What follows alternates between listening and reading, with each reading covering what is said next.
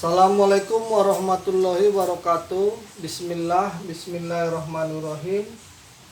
Hari ini kita akan mencoba membahas tentang sistem pencernaan. Maka nanti yang akan kita bahas itu, kita mulai dari mulut, tenggorokan, kerongkongan, terus turun ke lambung.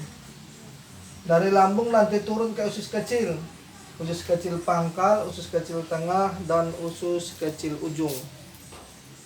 Maka nanti usus kecil ini semua sifatnya penyerapan.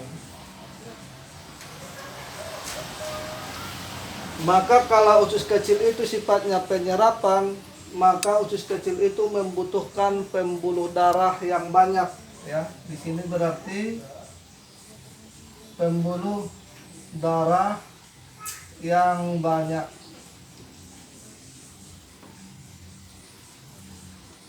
Maka sering dikatakan, ya, yang pertama, bila usus kecil panas maka akan menimbulkan jantung panas. Ini yang pertama. Yang kedua, bila jantung panas maka akan menimbulkan usus kecil itu panas. Ini yang kedua. Yang ketiga, ada juga jantungnya normal, pembuluh darahnya juga normal. Pembuluh darah juga normal, tetapi usus kecilnya panas. Itu yang ketiga. Yang keempat, ada juga serangan patogen luar. Serangan patogen luar yang menyebabkan rongga tengah itu bermasalah, sehingga menimbulkan nanti lingkungan di rongga tengah itu terganggu, sehingga menimbulkan nanti usus kecil itu kena dampaknya, atau sering disebut usus kecil itu terasa panas. Itu yang keempat. Ada juga yang kelima. Nah, ini kaitannya biasanya penyebab lain, yaitu penyebab lain itu dia berkaitan dengan organnya, secara langsung. Nah, ini biasanya kaitannya dengan pelukaan. Nah, ini kaitannya pelukaan ini sangat erat hubungannya ke peradangan yang disebabkan biasanya karena kekurangan cairan. Maka ini biasanya yang sering mengganggu usus kecil itu. Maka ini bisa kita bahas satu persatu, ya. Ini yang 5 ini. Bila usus kecil panas maka menimbulkan jantung panas.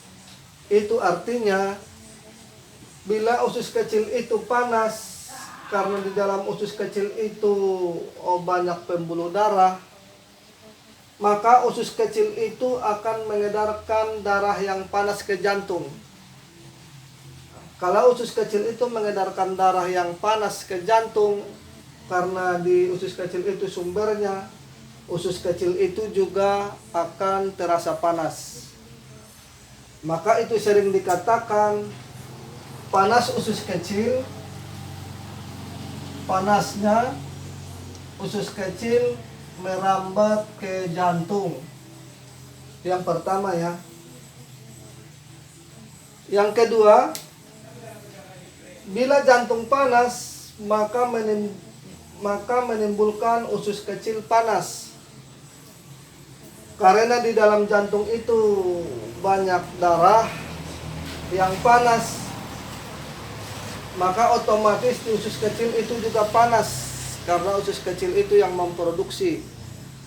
Maka ini sering dikatakan panas jantung, kebalikannya ya. Panas jantung menular ke usus kecil. Nah, ini yang kedua. Ada juga yang ketiga tadi, jantungnya normal, pembuluh darahnya juga normal, tetapi usus kecilnya panas. Nah, ini biasanya kaitannya ke pola makan. Biasanya itu dia terlalu banyak makan makanan yang bersifat panas, pedas, dan berlemak, sehingga menyebabkan usus kecil itu menjadi panas. Maka kalau permasalahannya begini, berarti teknik penanganannya, maka di stop pola makannya yang menyebabkan usus kecil itu menjadi panas. Itu ya teknik penanganannya ya. Terus ada juga serangan patogen luar yang menyebabkan rongga tengah itu bermasalah atau rongga perut itu bermasalah, sehingga nanti dia akan mengganggu situasi yang ada di sana. Nah, terus dia akan menyebabkan usus kecil itu panas. Nah, berarti kalau ini permasalahannya biasanya dia berkaitan dengan patogen. Patogen biasanya yang kaitannya ke patogen itu kan serangan penyakit luar ya. Biasanya dia berkaitan dengan angin. Berarti angin itu ada angin dingin, angin panas, angin lembab, dan angin kering. Nah, biasanya yang sering mengganggu kalau yang arah ke sini berarti angin bersifat panas. Ini angin bersifat panas.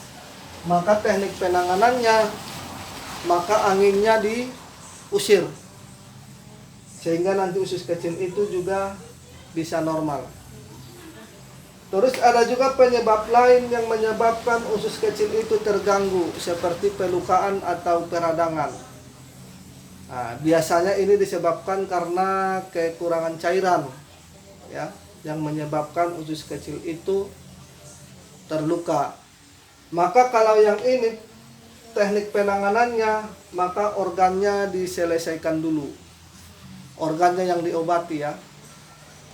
Jadi sudah jelas ya. Kita ulangi sekali lagi.